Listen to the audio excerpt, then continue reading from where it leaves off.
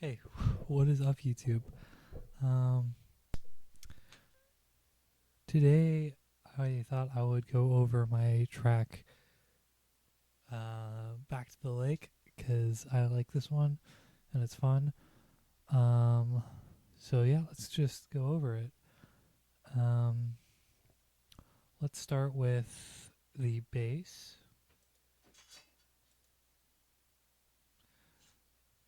Sorry, dog's in there.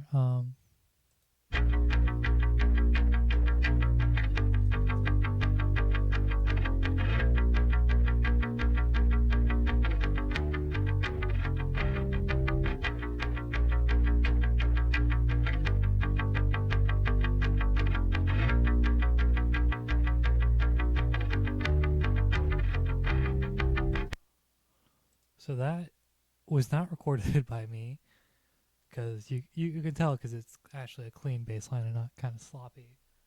Um, that is a loop that I found. Um, Maybe it's in my sounds. Um,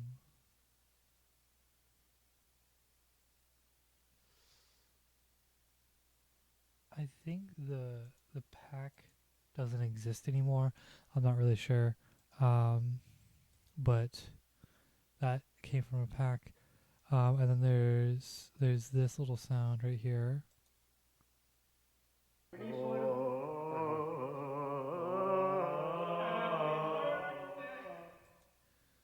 So the person doing that, his name is Fancy Illager. He's another YouTuber. I will put the original video here if I can find it. Um, that is yeah. That was taken at one of my old friends' birthday parties. I think it was in 2023. Um, and it was, if I remember the day correctly, it was October 6th. Either Friday or Saturday. Um, and we were hanging out, played hide and seek at some point, uh, in his like whole cul-de-sac area. Um, I don't think I have anything that you guys can see from him in my background. Or, yeah, no, there's nothing behind me that can tie into him. There's some stuff up on a shelf up there. We, I'm wanting to reconnect with him, because there's some secret projects in the works that he used to be a part of that we're trying to bring back. Um, but yeah. Anyways, let's go over these drums because I did remix some of these things. I want to completely remix this entire song. Maybe that'll be a video for next month. Because there's are a couple of videos I'm just gonna like throw together and like set the release dates. Because next month I will be out 13th, 14th, and 15th for some theater stuff. But yeah. Anyways, let's look at these drums. So these are obviously MIDI drums, but the way in which I recorded these is I took the MIDI out or the USB MIDI out of my Alesis Nitro Mesh, and I played the parts that I was thinking in my head, because I didn't want like super flashy drums for this song. And I played those parts, and then afterwards I quantized them and everything. But these are a lot of the parts that are here now were added in after the fact because like the original version is a lot less like drum heavy because I was just like I didn't want any of this like bukapu kind of stuff that I do. So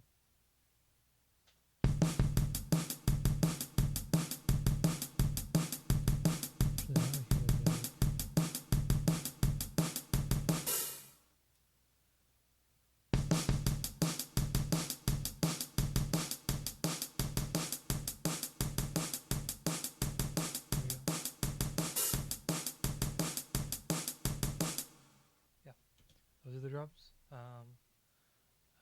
I am wanting to save vocals for last, so after we go over this little synth solo here,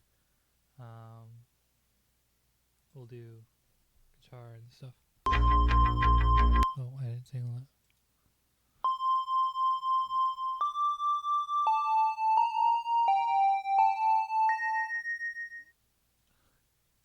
It used to go from bar 13 to bar 16, or bar 13 until the downbeat of 17 when everything would come back in. As you can see, before I did not know how to play correctly on time, so there is that like.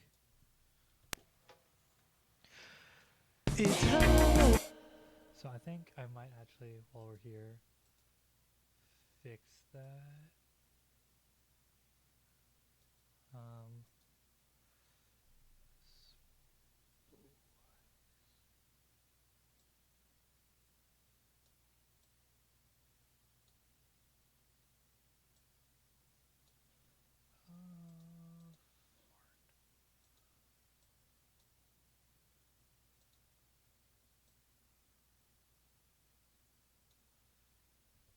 Slice again. Okay. See this.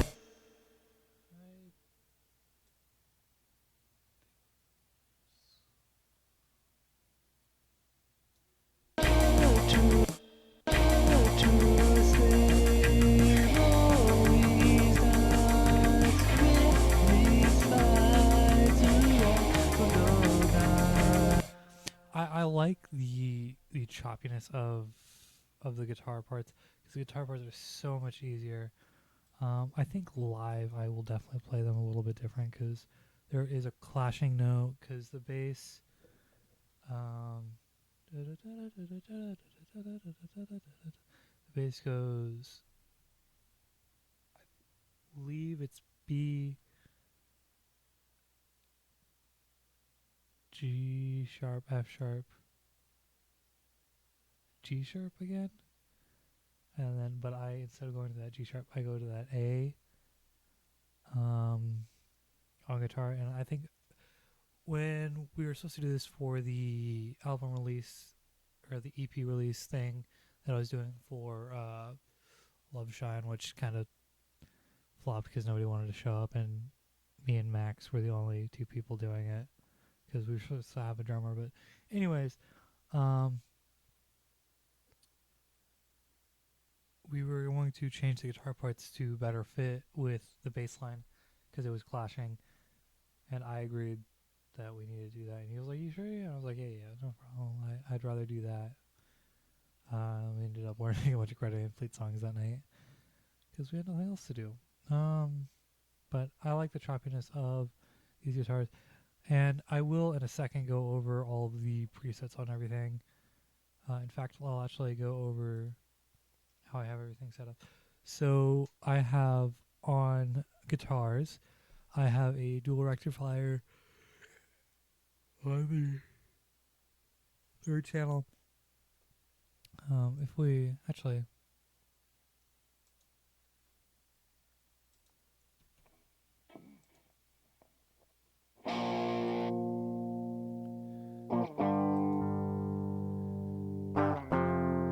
that's the Queen DI.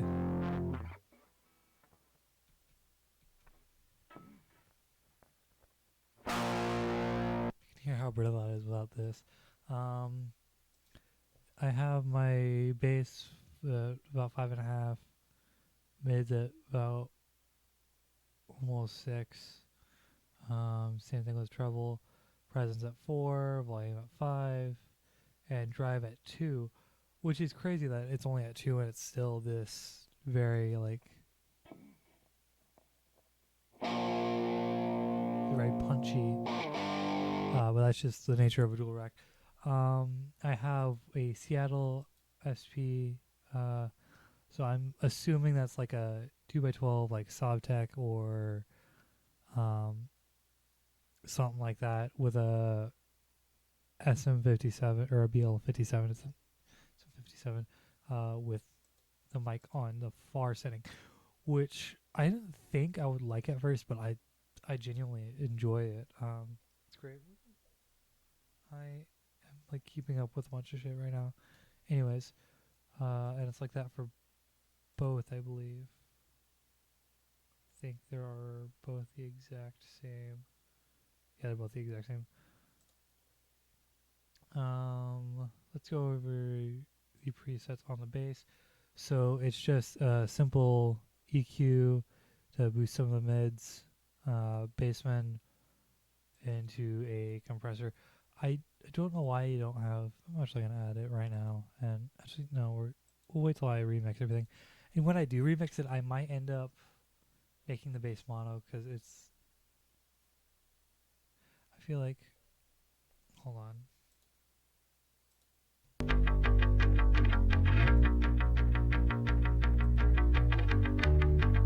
don't know. Maybe I won't. I still haven't decided. But yeah, bass is at negative 5.5 plus 8.8 for the mids, negative 5.5 for the highs, 18 hertz on the mid sweep, drive on the basement at 3.1, 5.2, 6, 4, you get it. Compressor it's a two knob compressor. When I mixed this originally, this was before we had the 1176 style thing in BandLab. And I definitely would have used that over this because it's not a bad compressor. Like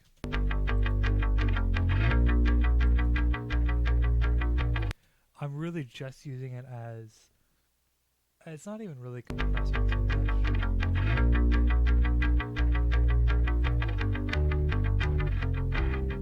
It's just adding like the slightest bit of tightness in everything. And drums. So my standard, I called it my lo-fi setup. It's my standard drum. It's just the BL1176, which is an 1176. Ratio at 12.1 because I don't know. Everything else is the exact way it was. You guys just saw me adjust all this because there was a tad bit too much low and it sounded like there was a towel over the microphones. So I fixed that. And then the effects here are Space Maker, which is just reverb, multi-filter, which is the low pass setting. Because if we take all this off, actually, we're going to.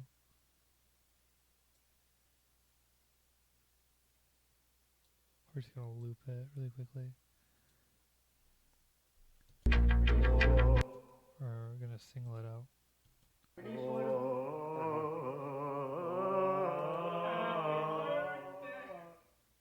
So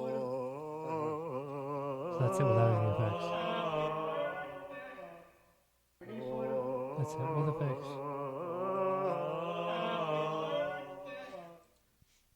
The main thing that makes it is the reverb.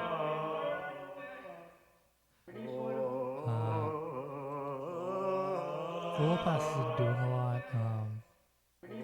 Honestly, it's just there for. I don't even know why I put it on there. Man, it's just there to be there. Now, finally, to get to the vocals. Take me away. So these are my. These are the vocals that were on the re-release of this that came out with Love Shine. And I re-recorded them because originally when I recorded them, I was sitting in my bed using a sock over a dynamic, like, SM58 style thing that belonged to the Yabba Dabba Robots. And I was using that for a lot of my vocals at the time. So when I recorded that, it was recorded with that. And I re-recorded it in late July, I believe, with this microphone. And my brother was actually in the room when I recorded it. He was sitting next to me, and I was showing him how to record everything, and he was like amazed. But let's just go over the effects. So this is my standard vocal thing. So we have graphics EQ to get rid of a lot of that muddiness and or that like weird mid-range muddiness kind of. I mean, I'm already singing very like. I mean, take me for. It's very. Actually, you can hear my brother in the background. You can hear him in the background. But I have that very like Green Day-esque kind of take me far away from me, like very like that nasally kind of thing going on. So I try to take out some of that weird mid range with it, because like take me far away from me. It just cleans up the vocal so much. We have the BL1176, the same stock settings. All I changed was the ratio to have all of them. So this is it with it. Take me far away from me. And then we have the easy EQ. Take me far away from me. It just adds the tiny bit of clarity that I like it, and opens up the wider range of it. And this is legitimately just the stock setting. And then studio reverb. Take me far away from me. It just makes that vocal for me, because it's very like, it's weird because the original idea for this song was like stadium rock, like Foo Fighters. And then that's what I had in mind when I went in to write this song. And then I found that bass loop and I was like, oh, heck no, we're making like post rock meets Green Day meets Blink 182 meets Sum 41. And it's what I got. I don't know. But I knew that I wanted to add some of that like post punky kind of like reverb vocal, or not post punk, what is it? Like indie shoegaze, like that kind of like very much reverb delay kind of vocal thing. And any vocal just sounds better with reverb on it. So yeah, we added a bit of reverb to that. And then I didn't add any effects to the little synth solo. And I believe now that is everything. Closing statements on this song. I mean, this song got me to my first like big celebratory kind of like, oh my god, I'm at 30 monthly streamers, which is now back down to, where's my phone? I will see. I know it's below 20. Don't know how far below 20 it is, but I know it's below 20. Let me see. 9. It was, yeah, I'm at 9 now. I have not surpassed 1,000 streams. I don't even know how many I have, because the artists app hasn't showed me.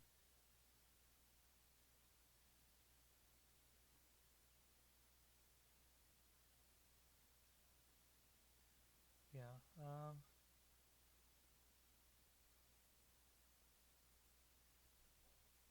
But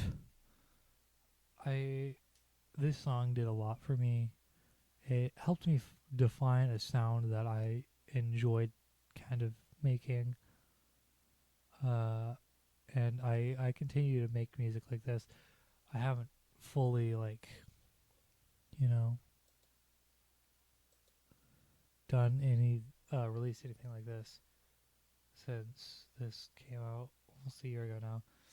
Came out the 12th, February 12th.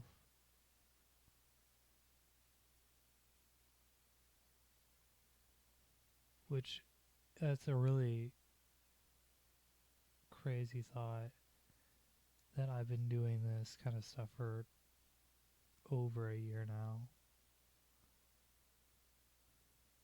And I mean, I'm so grateful. I hate ranting at the end of I hate ranting at the end of the videos because like people show up and they're like, all right, I'm gonna watch this video, and then it's like 30 minutes long, and the last 20 minutes is this guy freaking rambling about nonsense. But anyways, I truly am grateful. This song did so much for me. Uh, I was on Vizo and Zol's live stream once. I wasn't like physically on it, but my song got played. They were cracking jokes about it the entire time, but I mean, they gave me some very helpful feedback about the drums, my vocal mix, and just my mix in general, which I then proceeded to fix all of that because it was like, kind of have to now. But yeah, this song probably one of my favorites, and will proceed to be one of my favorites that I've ever released. Um, this song means a lot to me, and thank you for streaming it. So I will see you guys in the next one.